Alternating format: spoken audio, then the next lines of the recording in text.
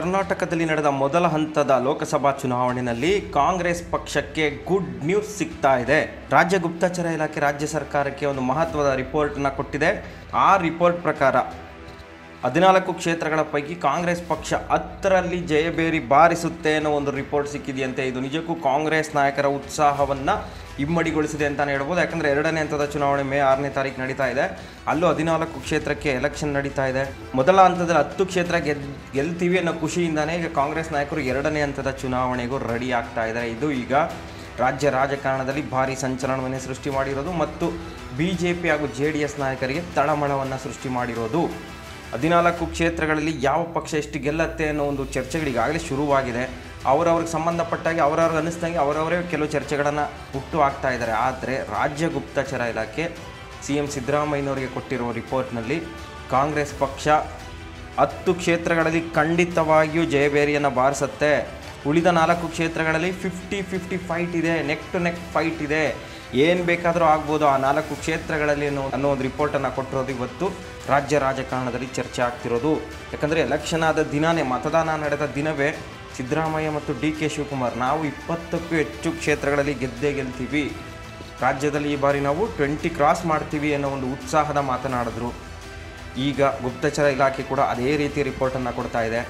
ಕಾಂಗ್ರೆಸ್ ಕನಿಷ್ಠ ಪಕ್ಷ 10 ಕ್ಷೇತ್ರಗಳಲ್ಲಿ ಗೆಲ್ಲತ್ತೆ, ಇದರಲ್ಲಿ ಯಾವುದೇ ಡೌಟೇ ಇಲ್ಲ ಅನ್ನೋ ಒಂದು ವರದಿಯನ್ನು ಕೊಟ್ಟಿರೋದು. ಮತ್ತು ಯಾಕೆ ಕಾಂಗ್ರೆಸ್ ಈ ಮಟ್ಟಿನ ಸಾಧನೆಯನ್ನು ಮಾಡುತ್ತೆ ಅನ್ನೋದ್ರ ಬಗ್ಗೆಯೂ ಗುಪ್ತಚರ ಇಲಾಖೆ ಮಾಹಿತಿಯನ್ನು ಕೊಟ್ಟಿದೆಯಂತೆ. ರಾಜ್ಯದ ಮಹಿಳಾ ಮತದಾರರು 80% ಸಿದ್ದರಾಮಯ್ಯನವರ ಸರ್ಕಾರ ಜಾರಿಗೆ ತಂದಿರುವ 5 ಗ್ಯಾರಂಟಿಗಳ ಕಾರಣದಿಂದಾಗಿ ಕಾಂಗ್ರೆಸ್ ಪಕ್ಷಕ್ಕೆ ಮತ ಚಲಾಯಿಸಿದ್ದಾರೆ. ಕೇವಲ ಹೆಂಗಸರಷ್ಟೇ ಅಲ್ಲ, ಗಂಡಸರು ಕೂಡ ಅವ್ರ ಮನೆಗೆ ಫ್ರೀ ಯೋಜನೆಗಳು ಸಿಗ್ತಾ ಇರೋದಕ್ಕೆ ಖುಷಿಯಾಗಿ ಅವರು ಕೂಡ ಹೆಚ್ಚಿನ ಸಂಖ್ಯೆಯಲ್ಲಿ ಕಾಂಗ್ರೆಸ್ ಪಕ್ಷಕ್ಕೆ ಮತ ಹಾಕಿದ್ದಾರೆ. BJP ಪಕ್ಷದ ಮತದಾರರೇ ಕಾಂಗ್ರೆಸ್ಗೆ ಓಟ್ ಹಾಕಿರೋದ್ರಿಂದ ಕಾಂಗ್ರೆಸ್ ಈ ಮಟ್ಟಿನ ಸಾಧನೆ ಮಾಡಲಿಕ್ಕೆ ಸಾಧ್ಯವಾಗ್ತಾ ಇದೆ ಅನ್ನೋ ಒಂದು ರಿಪೋರ್ಟರ್ ಸಿಕ್ಕಿರೋದು. ಯಾಕಂದರೆ ನಾವು ಕಳೆದ ಒಂದು ತಿಂಗಳಿಂದ ನೋಡ್ತಾ ಇದ್ದೀವಿ, ಹಲವು ರಾಷ್ಟ್ರೀಯ ಸಂಸ್ಥೆಗಳು ಕರ್ನಾಟಕದಲ್ಲಿ ಯಾವ ಪಕ್ಷ ಎಷ್ಟು ಕ್ಷೇತ್ರಗಳಲ್ಲಿ ಗೆಲ್ಬೋದು ಅನ್ನೋದ್ರ ಬಗ್ಗೆ ರಿಪೋರ್ಟನ್ನು ಬಿಡುಗಡೆ ಮಾಡ್ತಾನೆ ಇದ್ದಾವೆ. ಲೋಕ್ಪೋಲ್, ಎಲೆಕ್ಷನ್ ಟ್ರ್ಯಾಕರ್ ಮತ್ತು ನಮ್ಮ ಕನ್ನಡದ್ದೇ ಸಂಸ್ಥೆ ಆದಂಥ eDina.com ಮತ್ತು ಪ್ರಖ್ಯಾತ ರಾಜಕೀಯ ವಿಶ್ಲೇಷಕ ಗುರುರಾಜ್ ಅಂಜನ್ ಅವರು ಕೂಡ ಸರ್ವೆಯನ್ನು ಮಾಡಿ ವರದಿಯನ್ನು ಬಿಡುಗಡೆ ಮಾಡಿದರು.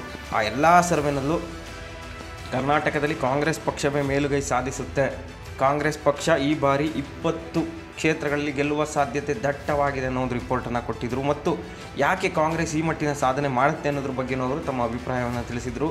ರಾಜ್ಯದ ಮಹಿಳಾ ಮತದಾರರು ಮತ್ತು ಗ್ರಾಮೀಣ ಭಾಗದ ಮತದಾರರು ಸಂಪೂರ್ಣವಾಗಿ ಕಾಂಗ್ರೆಸ್ ಕಡೆನೇ ವಾಲಿದ್ದಾರೆ. ಇಲ್ಲಿ ಮೋದಿ ಅಲೆ ಆಗಲಿ BJP ಅಲೆ ಆಗಲಿ ವರ್ಕೌಟ್ ಆಗೋದೇ ಇಲ್ಲ, ಇಲ್ಲಿ ಸಿದ್ದರಾಮಯ್ಯನವರ ಅಲೆ ವರ್ಕೌಟ್ ಆಗುತ್ತೆ. ಸಿದ್ದರಾಮಯ್ಯನವರ ಸರ್ಕಾರ ತಂದಿರುವ 5 ಗ್ಯಾರಂಟಿಗಳು ಭರ್ಜರಿಯಾಗಿ ಕೆಲಸ ಮಾಡುತ್ತೆ. ಹೀಗಾಗಿನೇ ಕಾಂಗ್ರೆಸ್ ಅತಿ ಹೆಚ್ಚು ಕ್ಷೇತ್ರಗಳಲ್ಲಿ ಗೆಲ್ಲತ್ತೆ ಅನ್ನೋ ಒಂದು ರಿಪೋರ್ಟನ್ನು ಆ ಸಮೀಕ್ಷೆಗಳು ಕೊಟ್ಟಿದ್ವು. ಈಗ ಗುಪ್ತಚರ ಇಲಾಖೆ ಕೂಡ ರಾಜ್ಯದಲ್ಲಿ ಕಾಂಗ್ರೆಸ್ ಮೊದಲ ಹಂತದ ಚುನಾವಣೆಯಲ್ಲಿ 10 ಕ್ಷೇತ್ರಗಳಲ್ಲಿ ಜಯಬೇರಿ ಬಾರಿಸೋದ್ರಲ್ಲಿ ಡೌಟ್ ಇಲ್ಲ. ಇನ್ನು ಉಳಿದ 4 ಕ್ಷೇತ್ರದಲ್ಲಿ ನೆಕ್ ಟು ನೆಕ್ ಫೈಟ್ ಇರುತ್ತೆ. ಅದರ ಫಲಿತಾಂಶ ಏನು ಅನ್ನೋದು ನಮಗೆ ಜೂನ್ 4ನೇ ತಾರೀಕು ಗೊತ್ತಾಗುತ್ತೆ ಅನ್ನೋ ಒಂದು ರಿಪೋರ್ಟನ್ನು ಕೊಟ್ಟಿರೋದು. ಇದು ಕಾಂಗ್ರೆಸ್ ನಾಯಕರ ಉತ್ಸಾಹವನ್ನು ಇಮ್ಮಡಿಗೊಳಿಸಿದರೆ JDS ಮತ್ತು BJP ನಾಯಕರಿಗೆ ಆತಂಕ ತಂದೊಡ್ಡಿದೆ. ಯಾಕಂದರೆ ಕಳೆದ 3 ದಿನಗಳಿಂದ ಹಾಸನದ ಪೆನ್ ಡ್ರೈವ್ ವಿಚಾರ ಅಂತೂ ಇಡೀ ದೇಶಾದ್ಯಂತ ಗಮನ ಸೆಳೀತಾ ಇದೆ. ಮತ್ತು ರಾಜ್ಯಕ್ಕೆ ಬರಬೇಕಾಗಿದ್ದಂಥ ಬರ ಪರಿಹಾರ ವಿಚಾರದಲ್ಲೂ BJPಗೆ ಭಾರಿ ಮುಖಭಂಗ ಆಗಿದೆ. ಎಲ್ಲವೂ ಕೂಡ ಕಾಂಗ್ರೆಸ್ ಪಕ್ಷಕ್ಕೆ ಪ್ಲಸ್ ಆಗ್ತಾ ಇದೆ. ಈ ಎಲ್ಲ ಕಾರಣಗಳಿಂದ 2ನೇ ಹಂತದಲ್ಲಿ ನಡೀತಾ ಇರುವಂಥ 14 ಕ್ಷೇತ್ರದ ಚುನಾವಣೆಯಲ್ಲೂ ಕಾಂಗ್ರೆಸ್ ಪಕ್ಷವೇ ಮೇಲುಗೈ ಸಾಧಿಸುವ ಸಾಧ್ಯತೆ ಇದೆ ಅನ್ನೋ ಮಾತುಗಳು ಈಗ ರಾಜಕೀಯ ವಲಯದಲ್ಲಿ ಕೇಳಿ ಬರ್ತಿರೋದು. ನಿಜಕ್ಕೂ ಕಾಂಗ್ರೆಸ್ ಪಕ್ಷಕ್ಕೆ ಸಿಕ್ಕಿರುವಂತಹ ಗುಡ್ ನ್ಯೂಸ್ ಅಂತಲೇ ಹೇಳಬಹುದು.